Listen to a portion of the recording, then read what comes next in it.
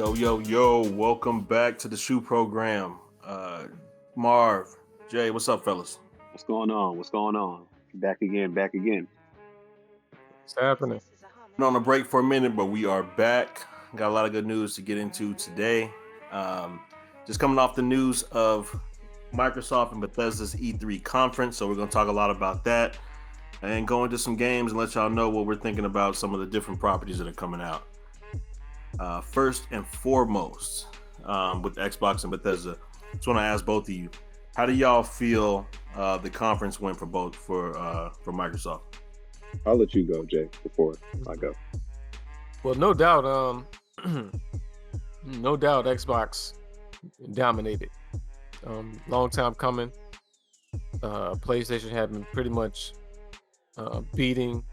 And you know what? Let me stop saying that because it doesn't. I don't want to give fire to this so-called console war, but I just want to say that Xbox finally came out strong. We talked about this earlier, more than any of the past years, but they finally came out strong. Of course, they had to delay Halo Infinite because of pandemic and the game not being in the best in its current development, but it was still in development nonetheless. And what we saw in all of the slate of games and what we're looking forward for the Game Pass, I was pleased. I was content. Of course, there were some games that we thought we wanted to see there, that we would learn more, that were introduced in last year's E3 that we didn't really get to see, like Avowed. I know me and EJ were really excited to probably hear some more news about that, but we didn't get that. So maybe they're still hard at work and not ready to show that. But yeah, man, Microsoft dominated. Of course, Nintendo wasn't there. They had their own show during the week, the Nintendo Direct, where they displayed their own stuff. Nice couple of games. PlayStation. Yeah, I really don't have a lot to say about the PlayStation conference because there weren't really many titles. Right. I mean, what we're missing. Well, we know what we're missing. We're missing God of War Ragnarok. The new Ratchet & Clank is already out. There's no new news of the new Spider-Man. I can't recall if we even got any more information about the new Horizon. So PlayStation was kind of weak. PlayStation was definitely kind of weak. So Xbox definitely dominated. They definitely stood out. This is definitely a W for them in my opinion this year. I agree. I think the biggest takeaway that I have from this is kind of just what Jay put me up on game with, and just also just looking at studying, is that now Xbox Game Pass finally makes sense. All of this makes sense. At first, it was looking super bleak, and I was like, I don't know why they throwing so much emphasis on this and this and this and that, until that good old Halo trailer dropped, and it revealed the news of it being basically free to people who own Game Pass. So looking at that, and then also understanding what this could mean in future strategies that Microsoft may, conduct for other titles that they got rolling out, this makes sense. Like with how they're planning to roll out content, and also that whole conspiracy theory we was talking about with like streaming games. This is basically that, but it ain't the same, if that makes sense, right?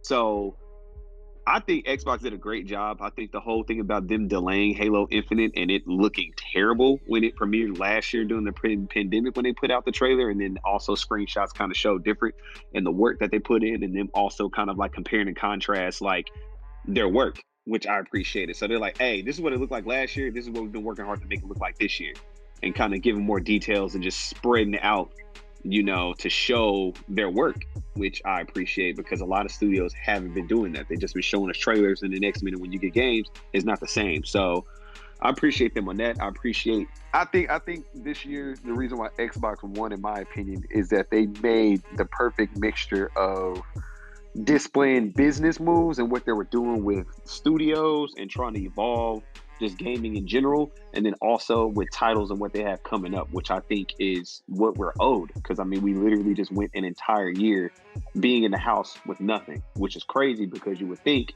that it would be the other way around, being that that would have been the time to capitalize the most on trying to get content to people. So I'm appreciative of it. I think looking at the Sony side of things, I was kind of like the Horizon Zero Dawn, like premiere and just the details it gave, it was great. And I mean, it's still going to be a stellar game regardless. The backlash that game got on Twitter and social media, I really didn't care too much for it. I liked kind of the emphasis in the premiere of what I think DICE is still who makes Battlefield, like what they're still doing with Battlefield and so forth, and the kind of the details they premiere with that. I think that's very, very enterprising with what they're going to do. But you know, of course, that's spread across all consoles. But I'm looking forward to seeing what Xbox kind of has rolling out. I think they're on a right track to kind of redeem themselves, in my opinion. Yeah. I don't have much to add to that. I think I pretty much rock with both of you on yours. I would just say Xbox finally showing us what we have to look forward to.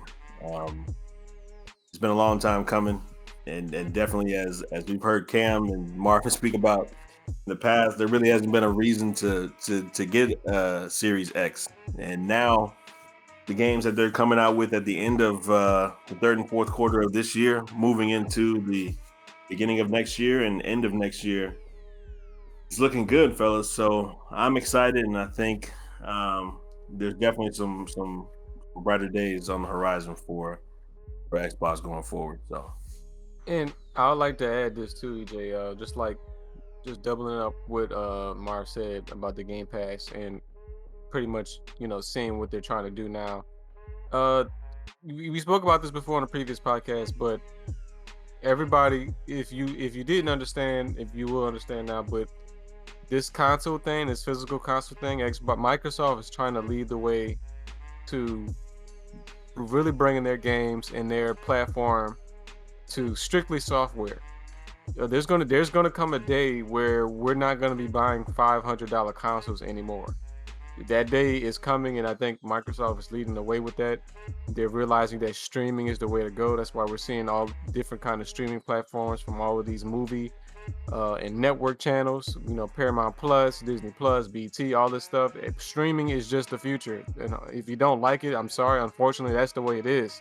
That's just the way it is. That's where it's going, and Microsoft is quickly realizing it, and they're taking advantage of that right now. It's already confirmed that the Xbox Game Pass xCloud service is going to be on smart TVs. So you'll be able to download the app, and literally all you got to do is connect your Bluetooth Xbox controller to your TV, and you'll be playing Xbox games as if you have an Xbox console. And for $15 a month, over 100 games, and new games at that. That's worth the money. Every cent. It's definitely worth it.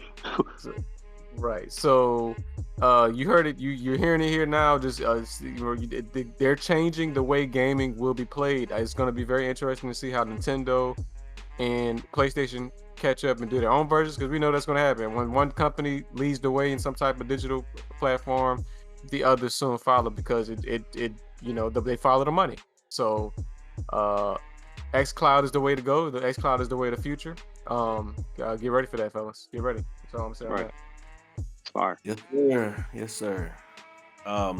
Jay, I want you to touch on this next topic. I know you put this on here for us today, but talk to us a little bit about this Microsoft Xbox gift card fraud. Yeah, this is wild. So yes, man, this is a very interesting story. So basically, in short, a Microsoft engineer found some kind of glitch within Microsoft's payment system, and he was able to make fake credit cards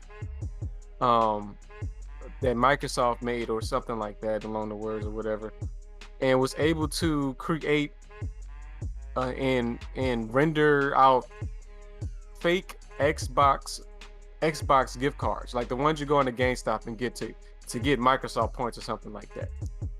And however he did it, all the little technical jargon, I'm not a software engineer, I'm not that smart, but basically what he did was, what's this guy's name? His name is he's a Russian name. His name is Volodymyr Kovashuk. I'm just gonna call him Vladimir. Sorry, I can't pronounce that shit. But Vladimir started generating Xbox cards gift cards from anywhere from between $10 to $100. And What? he had, yes. And by the time Microsoft had caught on, and the FBI got involved, he had generated more than 152,000 Xbox gift cards worth 10.1 million and was living off them. Bought a lakefront home. Wait. Yes. All right. Hold on. How is he converting this into real currency though? So let me see if I can go in. I think what was going on, he was flipping them. He was selling the cards. So not only, what the investigators are saying is that him and his friends got involved, which involved computer hacking, Bitcoin rackets, and gift card arbitrage. I guess that's the word for flipping them or whatever. So apparently he was flipping these gift cards and reselling the gift cards for certain prices. So, and also he was using these gift cards and exchanging them for Bitcoin money. So the cryptocurrency stuff. So yeah, man, this dude was see, this is what I'm talking about, man. This is the kind of crime that, I'm sorry, white people, if you're listening, this is the white people crime. This is white people shit. This like ain't straight black up, people dude. Because my thing is just crime. like, fam, how are you converting 152 bands and gift cards into real currency that you use in real life? I'm trying to figure out what people are buying. That's what I want to know. They're buying the code. They're buying whatever the code is, and I don't know how he made the code work with Microsoft systems. I guess it work, but I mean, if he's at Microsoft, he's a Microsoft engineer, right? They're just buying the code. Yeah. Yeah, so I mean, he probably has like the source code, or he knows access to it to be able to alter it. So I wouldn't be surprised at that. But my thing is just like, I'm trying to figure out the pipeline. But also, this dude has a Russian name, so I don't even know if he's American. We don't even know. Maybe somehow, but this is so the thing is, he was how do I say this? There are websites online where, I guess, black market websites where you can sell these gift card codes, or you can trade gift card codes in exchange for all type of stuff. Usually in these cases is usually cryptocurrency. So he was definitely they definitely say here, it's reported that he was definitely using these gift cards and trading them for Bitcoins and converting those and trading those into money and getting money back. That's crazy. That's right. A lot of bread. That's a lot of bread. Right. Mm-hmm. So it says he found a bug that would change his life, a flaw so stupidly obvious that he couldn't bring himself to report it to his manager. So he said he noticed that whenever he tested the purchase of gift cards, the Microsoft store dispensed real codes, and he realized that he could generate virtually unlimited codes all for free. Wow. Glitches, man. So he got sentenced to 9 years in prison, by the way, this past November. So yes, man, it's crazy. Yeah, I'm about to be like 9 is, they didn't work all that, bro. Not for the 9. Definitely work. Not for the 9. Yeah, they say his salary was like $113,000 a year, so he was making some money. So I mean, I guess that was. Yeah, he's just stupid. I don't know what he was trying to do. He was trying to double up salary, bro. He was trying to double you making 113, bro. Invest at that rate. You can stack it. Well, it depends on where you live at and all that stuff. I mean, you bust it down. You know what I mean? You in Cali, you know, they're 113 and 8 though. That's really like 70. You know what I mean? Like that's like 60 and shit. 60 depending on where y'all was in the Bay, bro. What you say? How much was he making? 113. He was making 113. Nah, that is like 60 because he made 113. Exactly. I was making more in the Bay, and that bust down to feeling like 70 utility though. So yeah, that 113. I mean, you know, he can do his thing, but still. Right. Yeah. But just imagine that you can generate free cards, free codes, and you're basically flipping them and selling those cards off at a percentage, and you're making a profit. That's free. I mean, that's free money because you never spend anything anyway, so it's 100%. Exactly. So Oh man, they said in March he deposited 1.4 million from his Coinbase into his personal Wells Fargo checking account, and then he added an additional 935,000 in April. And he said That's crazy. he told his accountant that his Bitcoin earnings were simply a gift from his father. Oh wow, That's crazy. Wow. Yeah. So That's wild, crazy. it's crazy, man. Yep. All right, fellas. Well, let's switch gears a little bit. Marv, me and Jay have already talked about this, but I'm not sure if you've seen it yet. But I'm gonna ask you: have you seen the latest trailer for Shang-Chi, the new Marvel movie that's coming out later this year? I saw it in passing on Twitter. All right, what did you think about it? I mean, you know me, I'm all for it. Like, you already know, man, I love Kung Fu stuff. So, I thought it was dope. To me, I don't know why they came out with another trailer, personally. Like, I get it, but at the same time, I'm just like, I mean, unless you was going to do something that was just going to knock our head off, like, it ain't really making... The first one was kind of a teaser more so than a trailer. This one, you kind of saw, like, it gave some plot points of like who this person is, what's going to be their role. So I understand it. For me, right. I got to see a little more in depth to give me like, okay, this is the meat and potatoes of what they're trying to do, and this is why I need to go see it. So yeah, but I dug it, man. I thought it was dope. I mean, I'm still looking forward to seeing the movie. I don't know. I mean, with us coming out of, well, I don't know, with COVID and this that new Delta variant, you feel me? So I don't know what's gonna be cracking with that. But I mean, I'm gonna still watch it. I'm looking forward to it. Like we need it. Like I think this generation of Marvel films, to me, I feel like it's gonna be the most intriguing. Like the most intriguing versus I feel like the past, what, it's been 2? Is this like what, the second cycle? We in the third. We're in phase 4 now. Phase 4, right? So I think out of all the phases, to me, I feel like this is about to be the most intriguing that we see in a minute. Because I feel like the most newer stories are in this one versus like the previous phases. They've been built upon for like the past 10 years. You see what I'm saying? Mm-hmm. Right. So you got the introduction of this, you got the Eternals, you know, and all this other stuff rolling out. So I'm more intrigued by the Eternals and what they're going to do with that and who they got in it versus Shang-Chi. I think Shang-Chi is just going to be a solid movie. Now, how the public is going to take it, I don't know. It depends on people's responses. It is an Asian cast or protagonist, so that typically, you know, yields a certain response versus like the American heartthrobs with this cast of white dudes at the front lines, or, you know, us finally getting a black superhero that is substantial, you know what I'm saying, to make a wave. So that is what I really want to watch and see, and to see him build off of that. Plus, you know, they got their run on Disney Plus with Loki and all these other great kind of like means of being able to still keep people engaged with stories and tying it back to the universe series as well. So I dig it. Yep. I dig it. Like we said in the EJ and J podcast, this phase is definitely going cosmic. So we're seeing a lot of stuff. I'll tell you though, I am actually more excited for Eternals than I am Shang-Chi. Like I'm excited to see Shang-Chi, but if I was to compare my excitement, I want to see the Eternals because I'm trying to figure out what the hell these dudes were when everybody's getting snapped away. So that too, and then you got more major actors in Eternals too. So it's kind of like people are wondering just how that's going to be. Right. For me personally, and I honestly, I think I'm gonna have to disagree. I am more excited for Shang-Chi, I agree.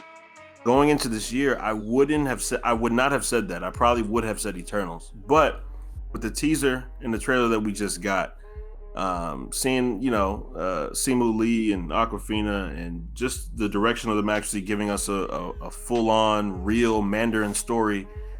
I don't know, man. I'm excited. Plus, seeing how Marvel does with like a martial arts property in the MCU, that's gonna be interesting. And knowing that it's gonna be some real martial arts scenes, it's not gonna be none of the CW fighting stuff that, you know, Jay, we always talk about. So I don't know, man. I think Shang-Chi could be a sleeper for best Marvel movie of the year by the time we get to December. See, Spider-Man's coming out this year, right? That's coming in Christmas. That is true also. And it's surprising because obviously I am the Spider-Man fan, but I don't know, man. I just think Shang-Chi is flying under the radar. I'm not saying it's gonna be, that It's not going to be something that people are going to jump up and go see. Yeah, but us real Marvel fans, I mean, it could potentially be one of the best. It really could. It just depending on how they do it and the style of it. And the style looks good so far. So we'll see. It'll be between that and Spider-Man.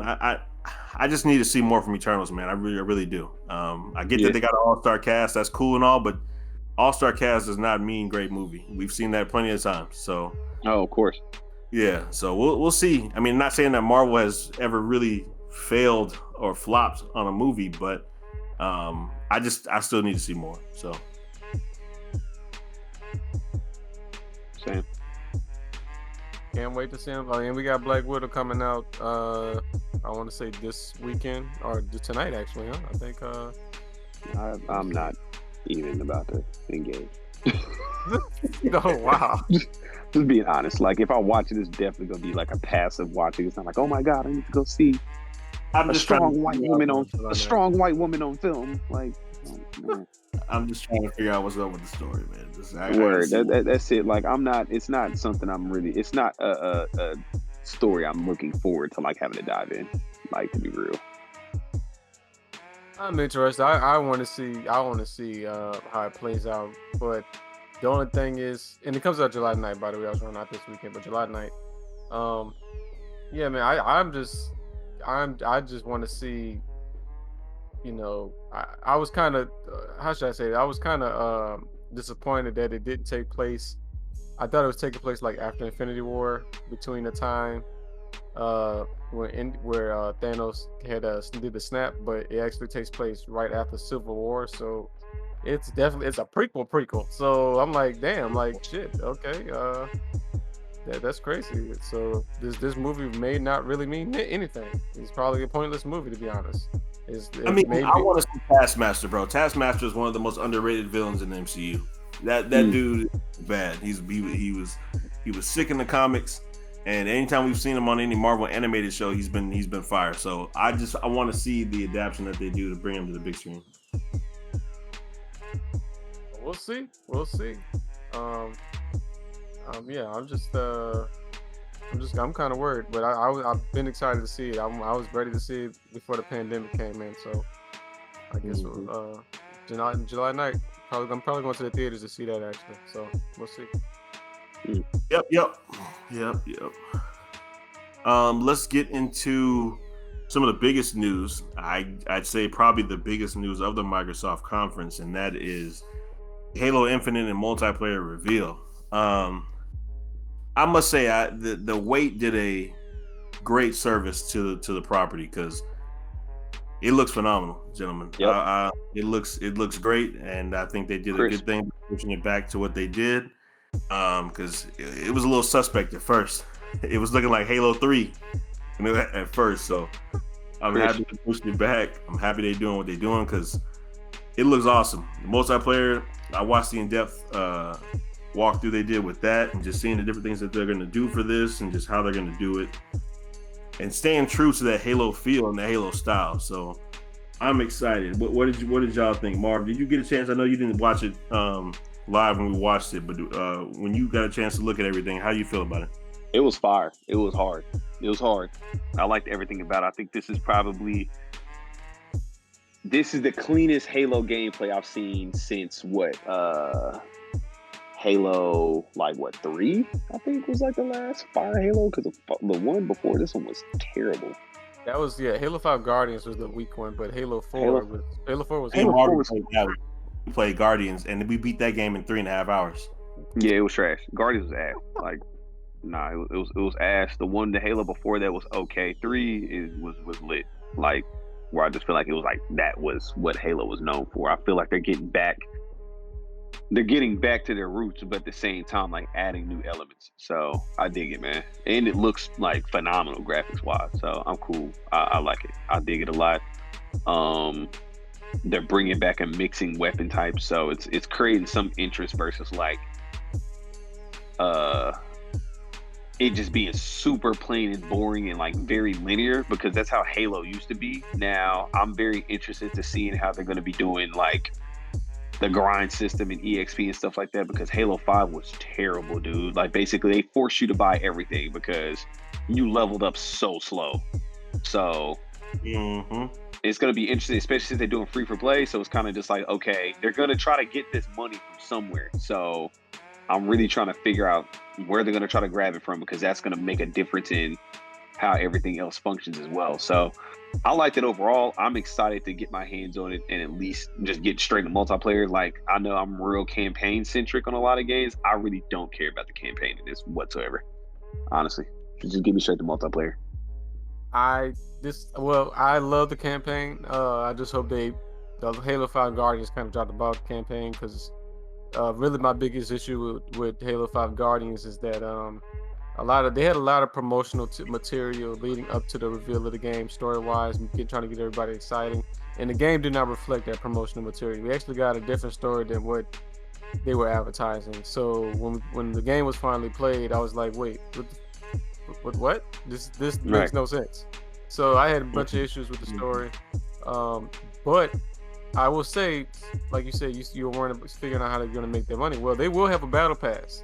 So if you're watching the video version, you'll see a video of the development team talking about the multiplayer. But there will be a link in the description that you can watch it at the official Halo channel. But they are going to have a game pass. I mean, they're going to have a battle pass, just like, Warzone or Apex or any other kind of battle royale type game. But one of the things that the lead designer did say, he said that a lot of the items, a lot of the stuff, like a lot of the unique armor, a lot of the pieces, you will be able to earn most of them. So the stuff that you buy, it'll be great. It'll be great add-ons. But for the most part, a lot of the armor pieces and a lot of the weapons and stuff like that, you can earn them in game. And he specifically made that clear. And that was, I got to give Clan Class to that. Hopefully, shit can change when the actual game come out. We've seen that before. So, but if that's true, then that definitely, they're already getting points to that. And that means this battle, that means you're really focusing on the fans and what the fans want. So, I'm cool with that. I love earning my shit, because y'all know this, y'all hear this, y'all have heard like RPGs or certain shooters where you get to customize your character. You hear the lead marketing PR dude come out and say, well, we want our players to get an armor that they've never found before and feel like they've earned it, and there's an adventure with it. And then you find out later that you can't even get that fucking armor. It takes so much fucking coins or whatever the game. Right, you gotta play the game for like 70 hours. Yep. Right. So I hope it's not this. I hope it's not that. But like you said, it's gonna be multi-platform, PC and Xbox. I'm excited for it. The graphics look great. The customization looks very deep. Me, EJ, and Greg's actually played a little bit of the Master Chief Collection the other day, and we were discussing some of the customization. But if you look at the multiplayer video here, they're full on with the customization. I'm excited for that. I like I like to do my little Green Ranger, armor, White Ranger armor, Red Ranger armor. I like to do my shit and make it cool. So I can't wait. I'm excited. Yeah, I dig it. There's one thing, and this is a gripe for me. It's probably not a gripe for anybody else. And seeing as they're two different games, it may not have made sense, but I would have liked to see them do this. The way that we've been playing so heavy and so tough on Warzone, I would have loved to see that element brought into Halo. I know they have their whole ground war map thing that they do, where it's like 16 on 16, and I used to play that back in the day. I think I played it on Halo 4, I think. Yeah. But I would have loved to see them I know it would be basically just biting off of Call of Duty, but to do that in a Halo world, like the way that they do Warzone now, that would have been fire. That would have been something new and something different. But overall, I still think this is going to be one of the best games of the year by far. It just looks beautiful, and can't wait to play it. Can't wait to play it.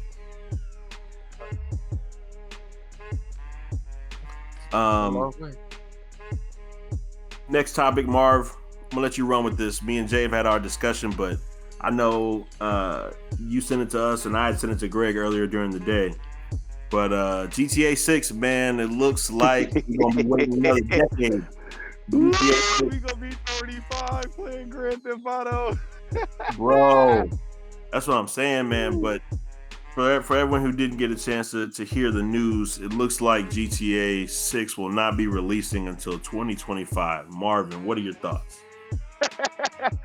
I think that's absolutely ridiculous, man. But to be honest, though, the last one. I feel like this is the last Grand Theft Auto we're ever gonna play.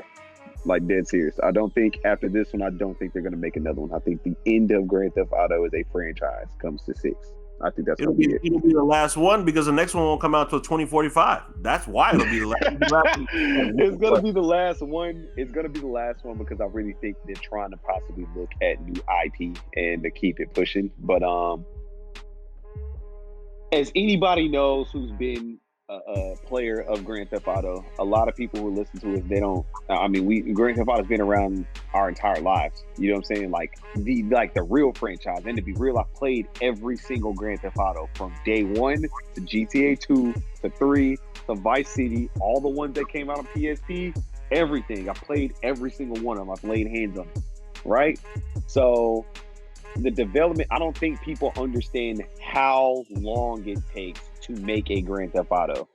So for them to say 2025, I think a lot of that gets played because I feel like COVID probably pushed it back 2 years. I feel like COVID genuinely pushed it back 2 years. If COVID never happened, we probably would see it, in my opinion, late 2023, early 2024.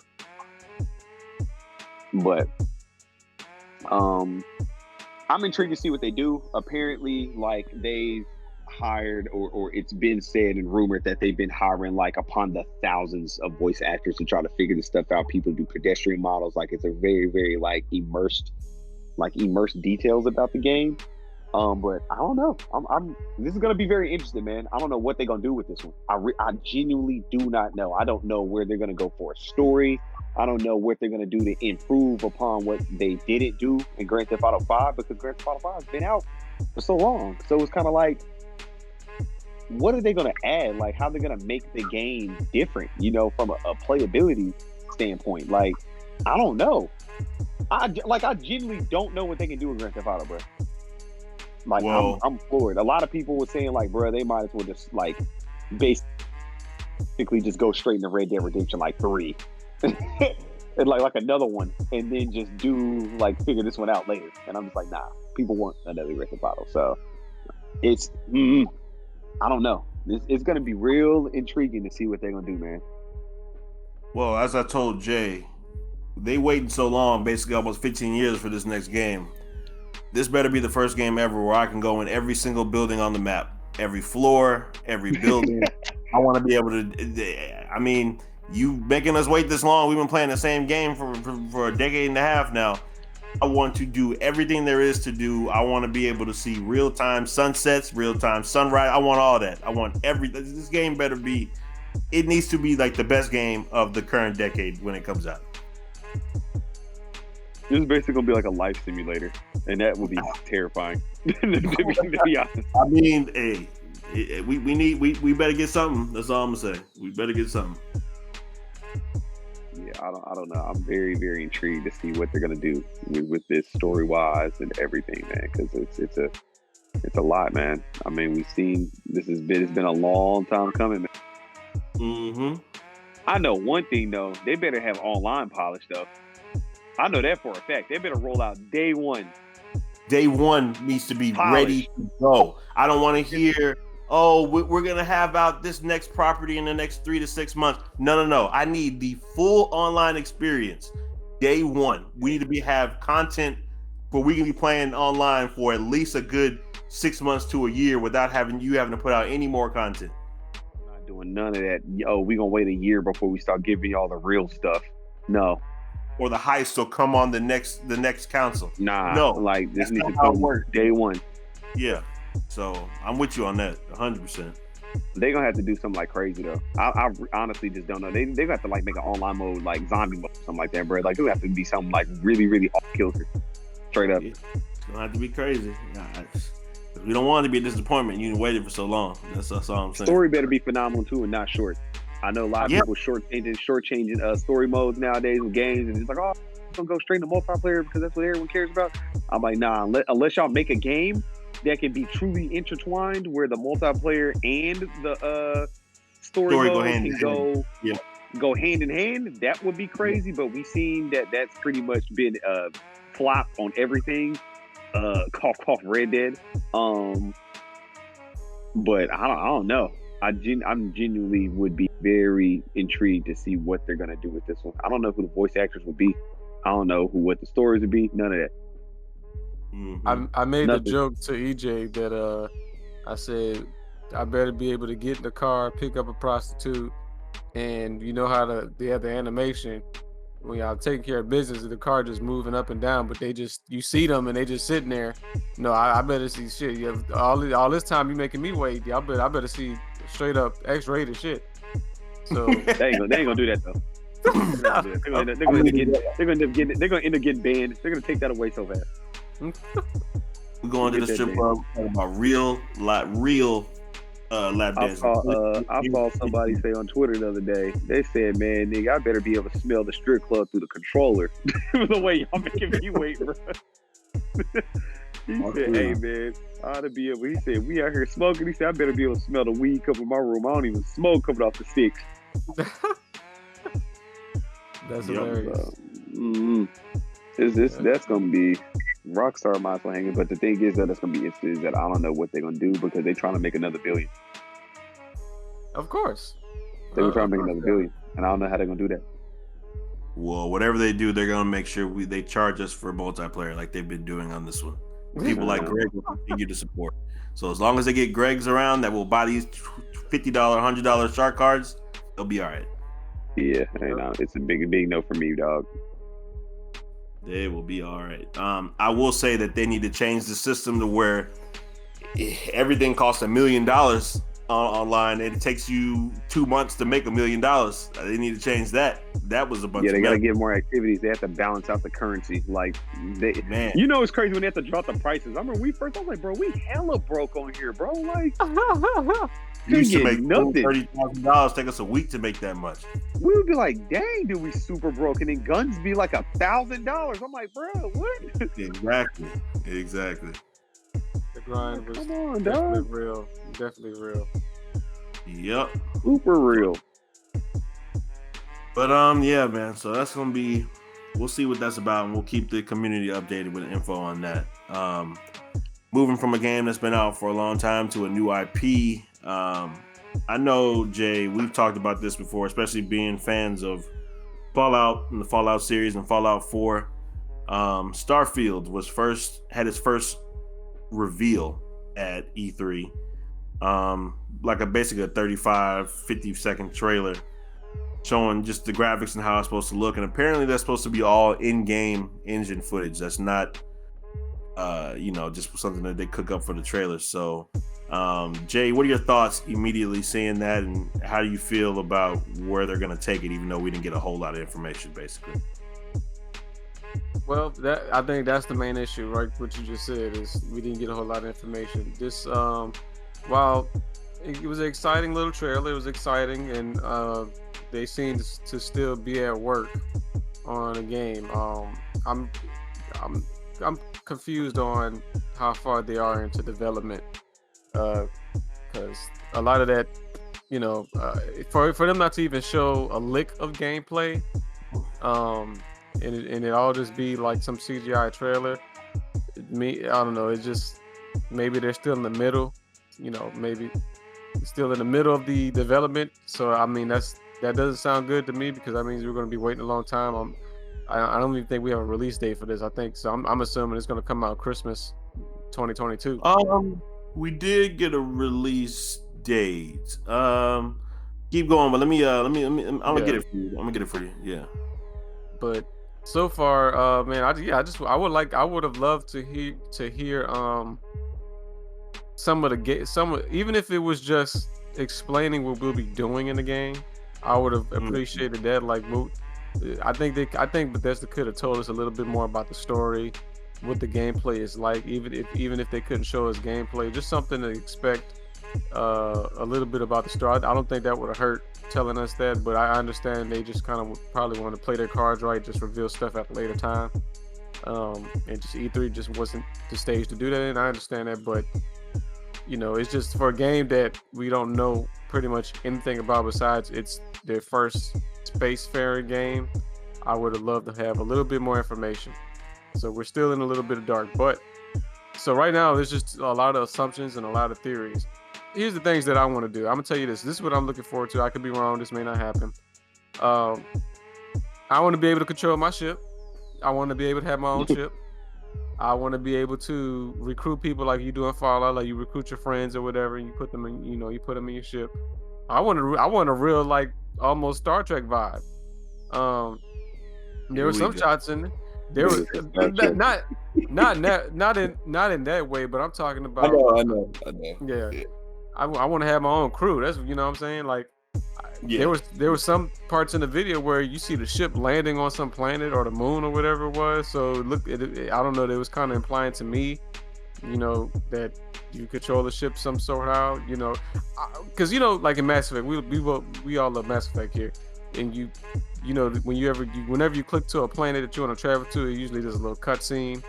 And it'll show you traveling to that galaxy or that planet or whatever. That's cool and all, but wouldn't it be great to have a ship where you could control it and you can go in and out the planet's atmosphere and something like that? That would be cool. Yeah. I know. Fire, No Man's Sky had something like that, but who they played No didn't Man's do Sky? it. Who played that? No, they didn't. They sold. They capped. Big cap. They sold a lot of dreams. All of the concept of that is very like,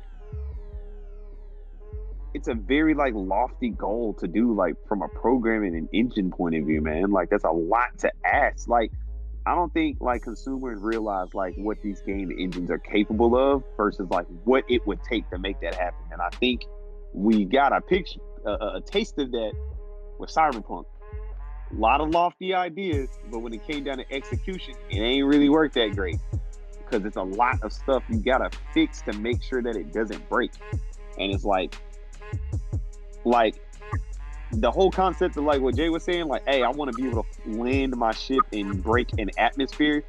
That alone probably could take like a year and a half to get perfect. Just that piece alone, programming wise. Because you got to think about everything that will come into play. Like, hey, if you're landing a ship within an atmosphere, things breaking off, you can blow up something, you can die.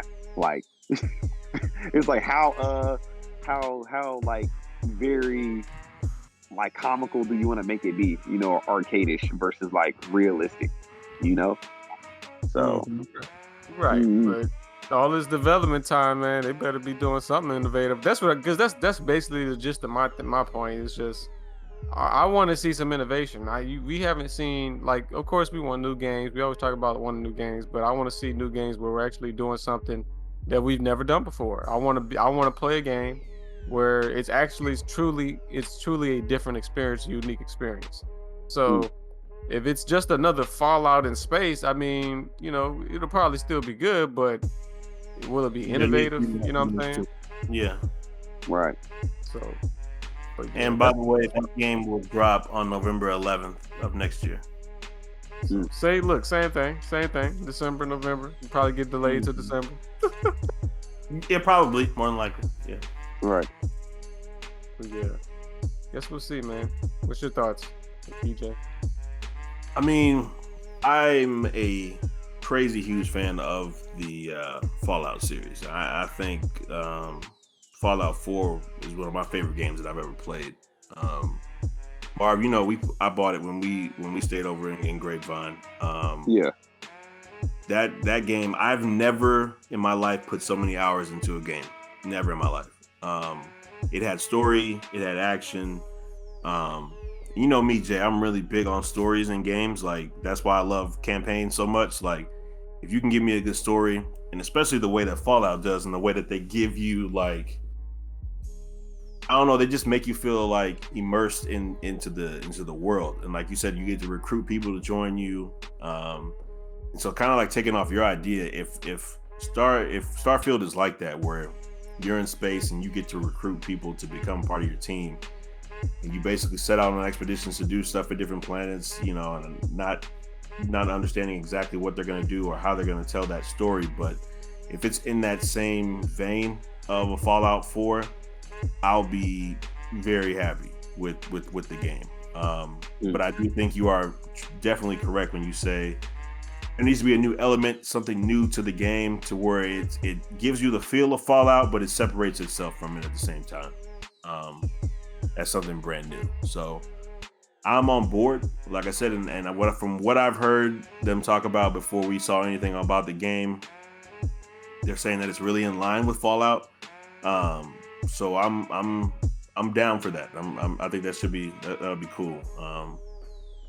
And as long as I get to make a cool black character, you know, I'm down. So, so we'll see.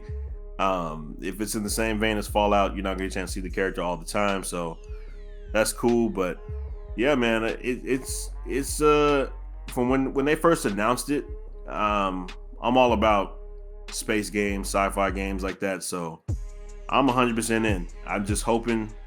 Right now, I've had my heart let down too many times with this cyberpunk shit. So I'm just hoping that the game is actually good and they don't oversell.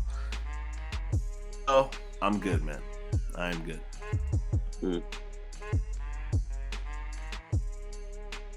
I will say though, moving on to the next topic, a game that I will not be. Don't come. Hopefully we get some more information, which is. No, go ahead, Jay. Go ahead. No, I was just saying, hopefully we get some more information as the months continue soon. I don't want to hear no new information in 2022. I would like to hear some stuff. Get some buzz behind the game, man. Let's do it like the old days when people got really excited, you know? Yeah. I'm thinking we'll probably hear something in November, December of this year. I'm thinking. Honestly. Now, I don't know if it's going to be like world levels where they're showing off like something like that, but I'm thinking we'll get like a nice 2 to 3 minute trailer in November, and December we'll probably start getting like character breakdowns and stuff like that leading into next year. So I'm hoping that they follow that model. Gotcha. But moving on to the next game that I will not be getting, and that will be Guardians of the Galaxy. This is a game that initially, when I first saw it, I told Jay, I said, I'm getting it immediately. I saw the trailer, I saw the characters, I saw everything that was going on, and I was like, I'm down. It looked fire. It was, you know, they had their own animation style for showing the characters and all the Guardians. I told Jay immediately after E3, I said, I will be getting that day one. And it did a more in-depth trailer, like a 4-minute trailer, kind of talking to developers about the game. I saw the day after E3, and first thing I heard was, well, you'll be playing this game, Guardians of the Galaxy, but you'll only be playing as Star-Lord. Immediately, cut it off. That makes no sense because it's not a Guardians of the Galaxy game, it's a Star-Lord game. I don't want to play a Star-Lord game. Basically, you should come out and say this is Star-Lord. Like that's what you should come out and say. Shouldn't say it's a Guardians of the Galaxy game. Even on the Nintendo, on Switch, I have Marvel Ultimate Alliance 3 on Switch. I get to play as all the Guardians. If I can do that on Switch, I should be able to do that on the Marvel Guardians of the Galaxy game. I should not just be playing as one person. So, Jay, I know you saw it. What were your initial thoughts, and how do you feel about it now? Well, when I first saw the E3 trailer, it appeared as if you could switch between the characters, or I don't know if I found that out later, but I was like, okay, well, maybe you can switch between the characters. Okay, that's different and unique. That's different. But then you corrected me. He's like, no, that's definitely not the case. And I was like, okay, well, yeah, this is not Guardians. There's only Guardians in Galaxy in name. It's not Guardians of the Galaxy. And this is being made, like you mentioned, this is being made by the same people that did the Avengers game, Square Enix, the company, not necessarily Square Enix themselves. I think they're just a publisher, but what's it called? Studio That Can Fly or whatever. Making that game. Or am I getting that mixed up for Outriders?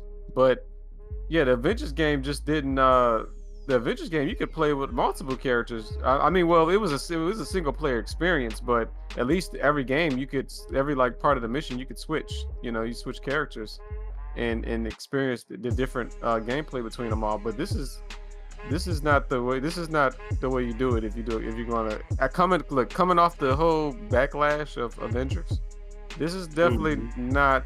I'm pretty sure this is not what a lot of people expected out of Guardians of the Galaxy game. You're in a way too. It's like you're showing that. Of course, I know. We all know Star-Lord is like the leader of the team, but the whole point is that you have people want to experience those characters' personalities. They want to experience those stories with them. People, you may have some people where their favorite character of the team is not Star-Lord. And it's, you have people that really love Rocket Raccoon and Gamora or Drax. Or plays Gamora, exactly. Right. So now you're limiting to them to limiting, the play. That's just, to me, that's just wasted potential. I hope that's not true. I hope they switch it up, and and allow people to switch characters mid battle like they did with I remember telling EJ this. I used this as an example. But Final Fantasy VII, the remake on PlayStation 5, what was great was the great experience about that was you got to play with all of the team. It wasn't just one team. You could you weren't just playing with Cloud the whole time. You could switch through the characters mid battle in the flow of battle. So I got to play with Tifa. I got to play with Barrett. I got to play with how the battle dictated. However the battle dictated, and I felt someone was the strongest in a particular area, I'd switch among them, and that was cool because it gave importance to the other characters, and it was a different experience altogether. So that sucks that we're playing a Star-Lord game. That's they should change the name. I should start a petition for that, but that sucks. I'm not excited for that. I won't be buying it. Nope. So. Marv, you see that? Did you see that about the game? How do you feel about it? I think it's a bad move, bro. Like, my thing is, in a superhero game, like, think about this. Unless, literally, especially since you got it's Guardians of the Galaxy, bro, not Star-Lord of the Galaxy, fans. Right, exactly. And then you got to think about this. If you're going to give me that means that literally I got one play style for this entire thing, because I'm going to just have to play with him when all of the Guardians have multiple different abilities and powers. Right. So why am I going to play this? It's like playing the Avengers game and it's just Iron Man. Right. Like, why am I doing this? And then they said something crazy like you'll be able to play as Star-Lord and you'll give directions and you'll tell them what to do and you'll get to stop fights and tell them what and advise how they should handle certain situations. I'm like, bro, I can just Nick Fury and do that myself. Like, I don't have to play as one character to do all that. I'm not Nick Fury, bro. Like, let me strategize how I want to play the game. Like, stop it. Like, what are we doing? Right. But yeah, man, I'm needless to say, I'm out on that. That's I'm really good. Square Enix has been 0 out of 10 for a superhero game. They need to go back to RPGs. If they make any changes, I'll see. But for right now, it's a no for me, dog. I don't know why it's so hard to get this Marvel shit down. I think it's very simple. But again, we need another Marvel Ultimate Alliance. I know they had Marvel Ultimate Alliance on Nintendo, but we need one more of them. We need another one in the trilogy or in the franchise.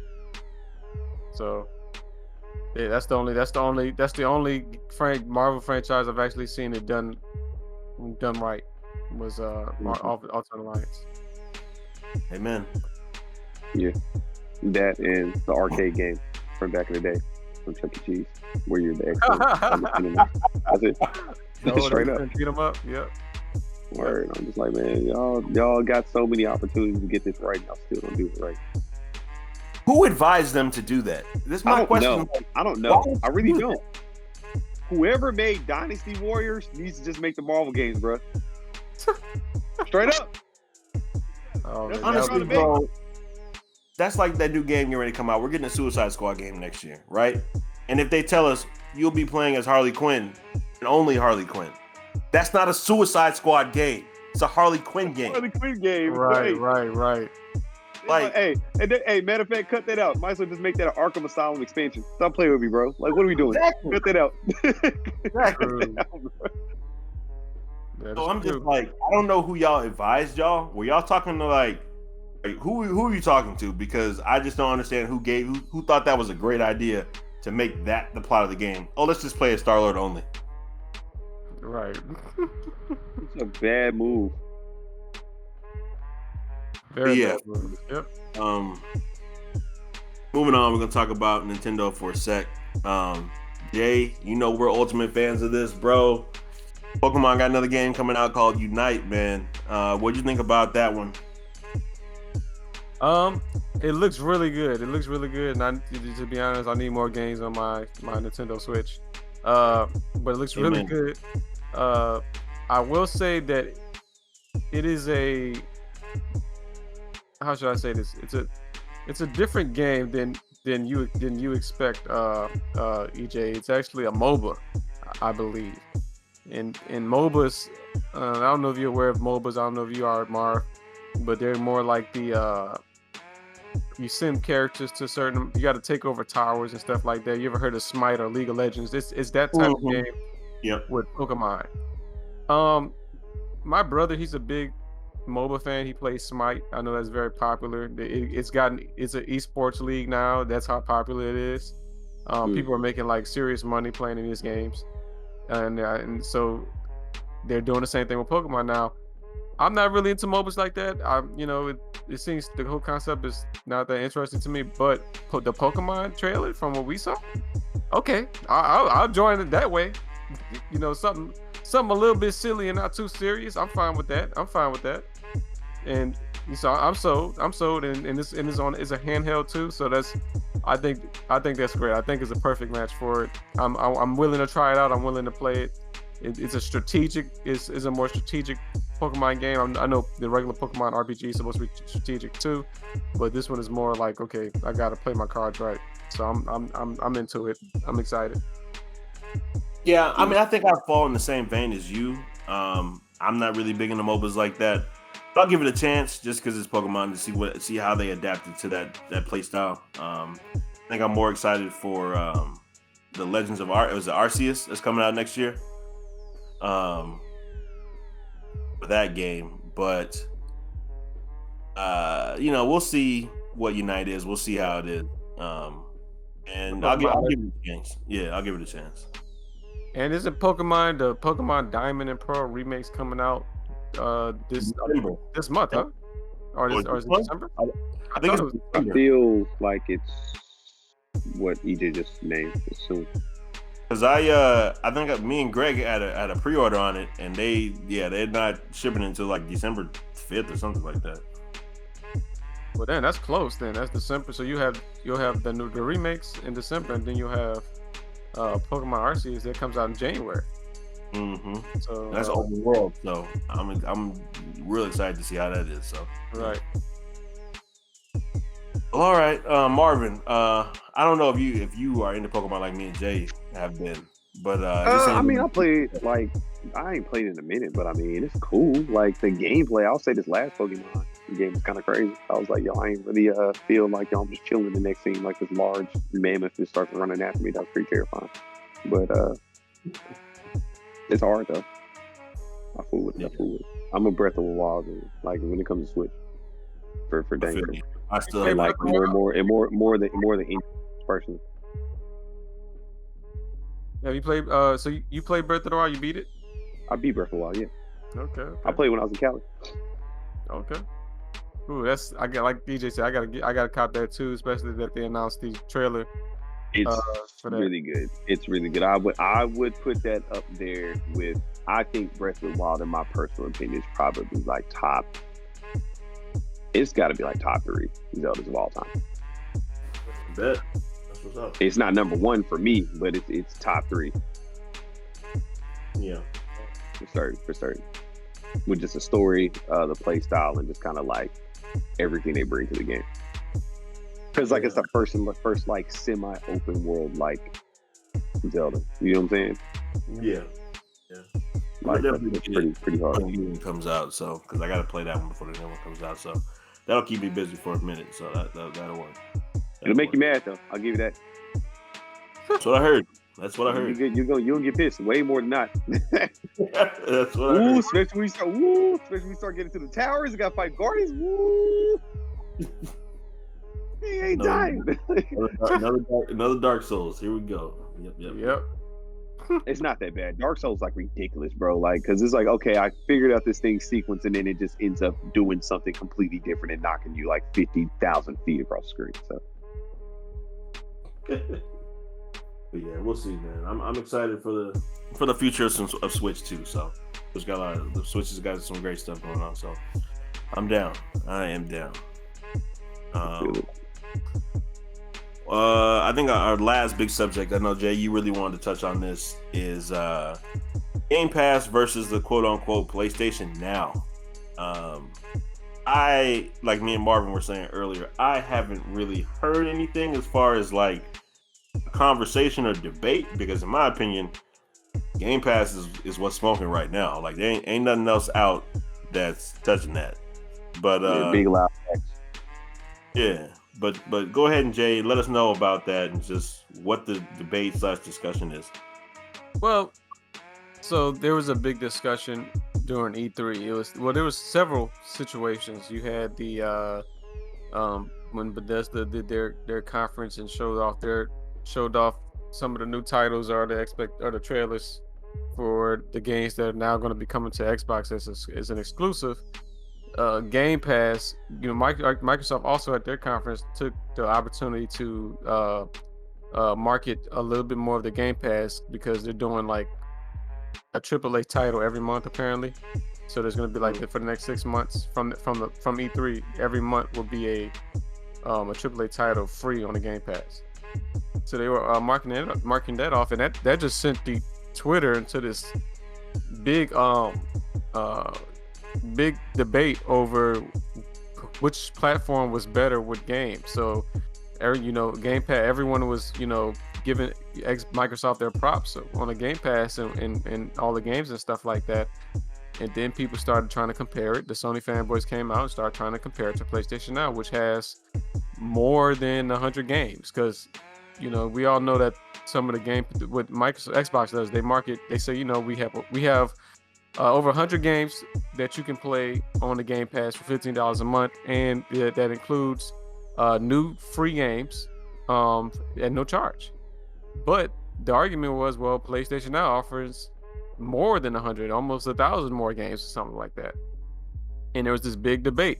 And of course, this conversation requires a whole lot of nuance, because PlayStation, as we all know, Sony has an issue with every console they come out with, or new console, whenever they release a new console, they have an issue with actually trying to make games backwards compatible. They have this platform where they're like, we're moving forward and we want to stay forward, much to the dismay of the Sony fanboys. But they've had to make a lot of changes to kind of quell down that issue, and PlayStation Now was one of those things, because PlayStation Now offered the ability to play old PlayStation 2, PlayStation 3 games, PlayStation 4 now on newer consoles now.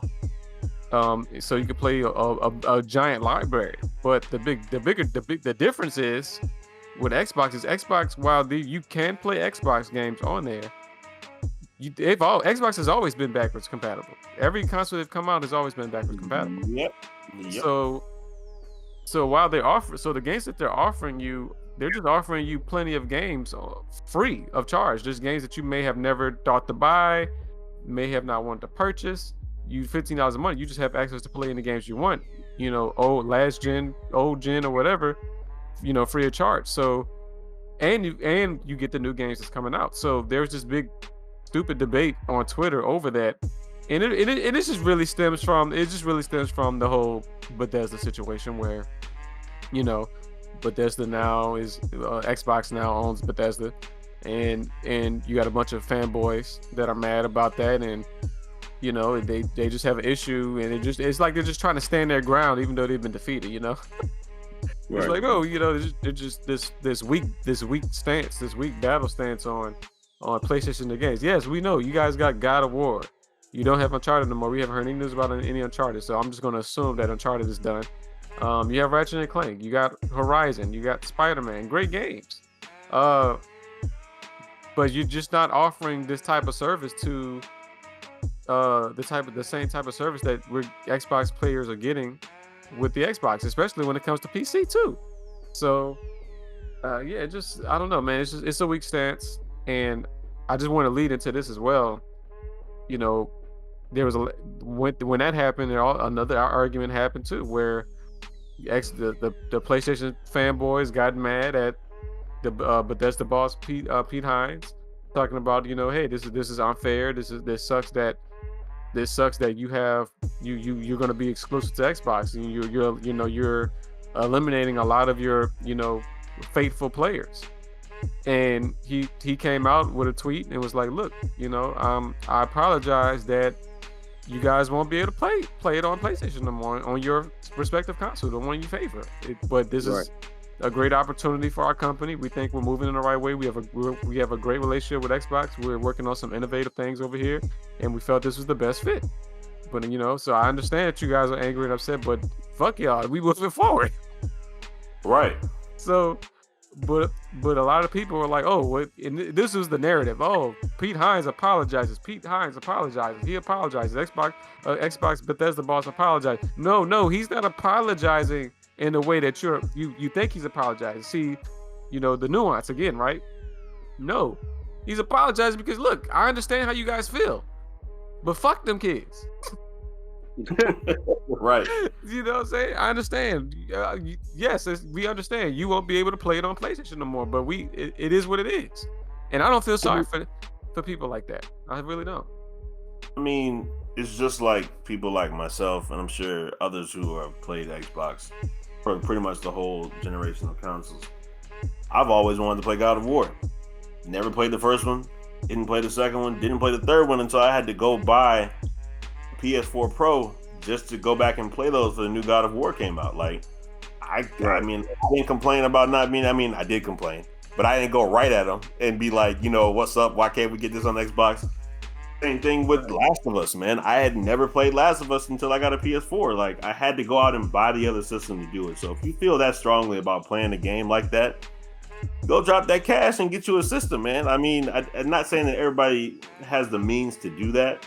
But if you really want something bad enough, you can save up and get it, especially when these systems start going on sale later on. You got to do what you got to do. I mean, we've had to endure Spider-Man only coming out on PlayStation, Horizon Zero Dawn only coming out on PlayStation. So y'all be all right. You miss out on Fallout 5 and Starfield, you'll be okay. Right. And just to add on that, the console war is really only for people that, like you were trying to say, they're only for people that have only played one system. Usually it's not really for me, people like me, because I get both consoles. Exactly. I started off with PlayStation before I got to Xbox. I got into Xbox. I played the original Xbox before, but I really got into Xbox through the 360, and because of Halo too. So I was like, shit, I like what they're doing with this Halo shit. I want to go play that. I like this Fable shit. I want to go play that. PlayStation don't got that, so that brought me over.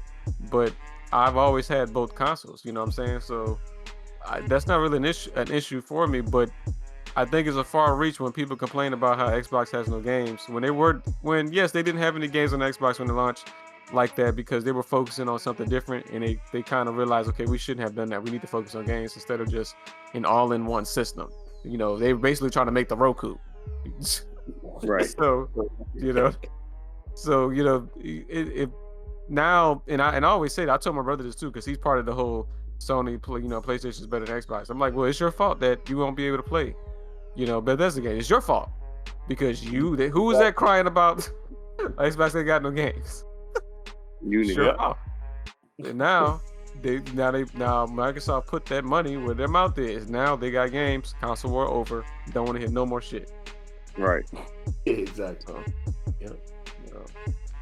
It is what it is. And in the tweet, I'll put the tweet up on the visual version as well. But in the tweet, this one guy named Digital Sword, shout out. Don't know if you hear the podcast, but he says, look, Xbox games got locked out locked out of previously multi-platform franchises like Street Fighter, Spider-Man, Final Fantasy due to exclusivity deals. He says not one developer apologized for it, and Pete Hines should not have to apologize either. And Pete Hines replied to that very message, and he says, "Look, I'm not apologizing for exclusivity. I don't have to do anything.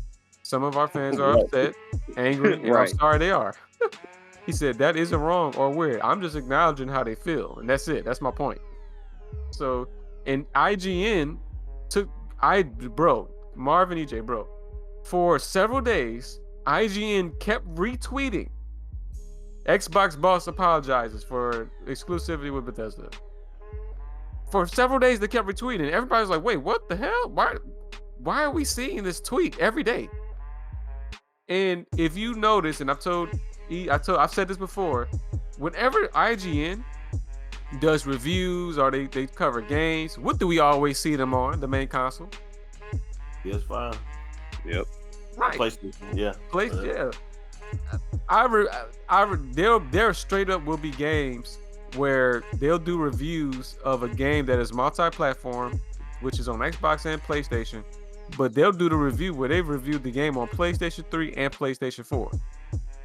Right. Showing side-by-side comparisons. I'm like, wait, what? Why the fuck are you showing me PlayStation 3 and PlayStation 4? This game is on Xbox as well. So IGN has a straight up bias against Xbox for some weird ass reason. I don't understand. It's pointless to me. Unless your name is Ryan McCaffrey, you hate Xbox at IGN. Right. And shout out to Ryan McCaffrey because he actually liked one of my tweets one time when I was talking about Xbox. Yeah, he's legit, man. He's legit. Yeah. Right. That's the only main guy over there that actually, he understands what Microsoft is trying to do. I think he's an Xbox fanboy for the most part, but when he talks about it, he's not biased. Right. He's not biased at all. He loves that. He has a love for Xbox, but he's standing up for people that are not standing up for it at IGN. So he calls it like it is. Yeah. Right. So that's what's up, man. It's overall, I just think we are in a good space right now for games moving forward. We're in July now, and so going forward towards the end of the year and beginning of next year, especially if you're a Microsoft fan, I think you are in a good place for games. We still got the couple of hits that are going to come out on PS5, but overall, in general, Xbox fans, I think you'll be pleasantly surprised at everything they got going on, and it should be a good time, man. So. You can finally hear Cam stop saying there ain't no games to play. We can finally hear that coming up. So, right. Yeah. Right. But that's it for the news this week, gentlemen. I appreciate y'all coming on, and we're gonna continue to give y'all more content and try to definitely try to drop at a more consistent rate here going forward. But thanks for tuning in, and we're gonna holler at y'all. Peace. Peace.